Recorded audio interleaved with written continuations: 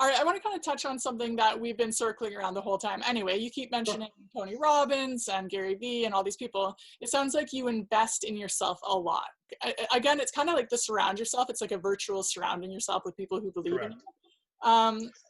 Tell us about why business owners should be investing in themselves with these conferences, why it's worth taking the time away. Like a lot of people are like, I can't afford it, or I can't, I don't have the time for that. But why do you think it's so important, and how has it changed your life? Perfect. So the first thing I want to disclose that a lot of people can't even believe is that, over my life, I was in and out of, read this book and Napoleon Hill, Think and Grow Rich. And I knew of Tony Robbins back in the day, used to listen to the CDs. And then I kind of left it alone. It wasn't honestly until a couple of years back where I really recently started re-engaging. Spend the time, spend the money, do it. I cannot stress enough.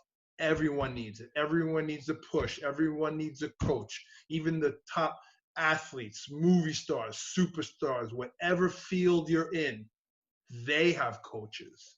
100%. They go to seminars. They expand on their life and their business. So you have to paramount education, motivation, technology. And the last thing I'll say on this note is now in this environment, it's every 10 seconds, I feel like someone's giving it away for free.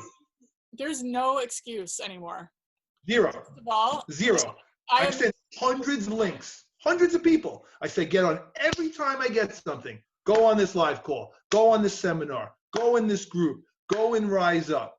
Yeah. Rise Up was fantastic. Yeah, it was so good. 4,000 people. You know what? At the end of the day, I look back and say, I can't believe they didn't have 10,000 people.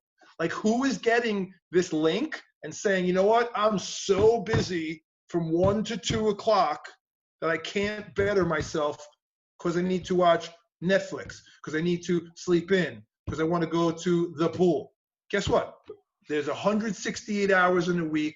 And I always say that to everyone because I think about in the training aspect, find a few hours for the gym, add another few hours in for your mindset and your life, and then it'll just be night and day difference. Yeah, you know what I did at first? I've always been into learning. Like, I've always just liked listening to podcasts. I've always liked books. Once I became a business owner, then I was like, oh my gosh, I'm too busy. I don't have time to. I was like, okay, how do I make time? If I don't schedule it in my actual calendar, it might not happen. But I'm like, okay, I can listen to a podcast when I'm cooking supper, when I'm having a shower, when I'm going for a walk, when I'm exercising, when I'm going to the grocery store. Like, there is always time. And then I think I spend about, I would guess on average, like an hour a day, probably just listening. And sometimes it's just background, like while I'm working. Other times it's like note and paper and I'm actually sitting like the Rise Up Challenge. I was like, man, I just made more money in that day, although I wasn't necessarily making money, except that, of course, money comes in. But it's going to grow my business that much more.